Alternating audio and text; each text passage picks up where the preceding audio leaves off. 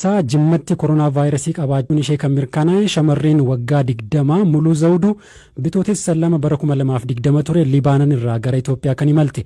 Shamarree muluun dhibee diranyoo sombaa qabdurraa dandamachuuf xabala deemtee akka turte achiis deebitee fayyummaa mirkaneeffachuuf jecha mana yaalaa iddoo jireenya ishee aanaa Limmuu Kossaa jiru wayita deemtu qorannoo taasifameefiin booda COVID-19 qabaachuun ishee baramuu nutti himteetti. Habtaamuu Xibabuu bilbilaan dubbisee ture. Yeroo dhuftume haalli ture maal fakkaata ture tarii dhibeen kun eessatti na qabe jettee yaaddaati? Maatii biraan galee tokkittii wayii akkuma matubaa wayii na dhukkubdee deebitee bakka indagana sabada wayii deemee baay'ee bitti damna irratti eegu bichee nyaata duraanis na nyaachisu ture nyaata nyaanni akkasumas na nyaachisu akkasumas na nyaachisu. Achiin xabala deemee xabala murtii taa'ee kan maqabee achi anuudhaan nyaata nyaachuun jalmaree dhukkubni miidhagina kun irratti mul'ates hin jiru ture. Jechuun sababni gara xabalaatti deemteef mallattoo akkamiitu irratti mul'ateette yookaan eessa yeroo si dhukkubu gara xabalaa kan deemte dhukkubuma sombaatiif immoo yookaan? Dhukkubuma sadibaatiif dhukkuba sanarra jirudhaan dhukkuba akkasumaan beekamti dhukkuba kan qabu isaafanii malee dhukkuba saadditii kanaan beekan qubayyuu qabu. Xabala mee eessa turte? Isa baay'inaan ture waan qisheessu. Achi guyyaa 19 turte sana booda gara Jimmaatti deebite immoo garam deemte? Sanaan booddee maatii Kossaa deebi'e. Gara Limmuu Kossaa jechuudha.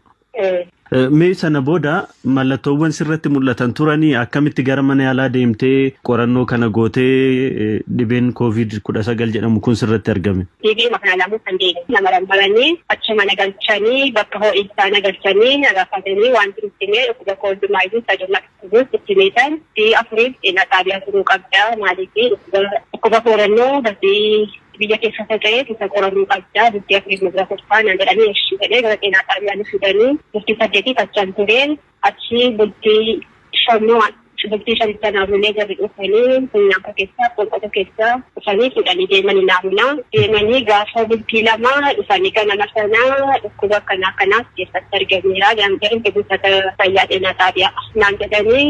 Garuu ati iddoo kanaa na qabe jettee wanti shakkitu wayii jira? Ani wanta shakkitu hin jiru namootas gaafatteera waa tokko namni dhukkubsatu hin jiru waan iddoo manni na qabee hin beeku qilleensa irraa ta'uu hin beeku yaa makiinaa keessatti ta'uu hin beeku. Mee gara biraa immoo maatii waliin jiraachaa turte erga dhuftee booda? Eeddanni ta'e maatii wajjiniin eeddan galee namas dubbiteera yaa'u namas dubbiteera maatii wajjiniin jiraadheera torbee tokko maatii wajjin jiraadheera.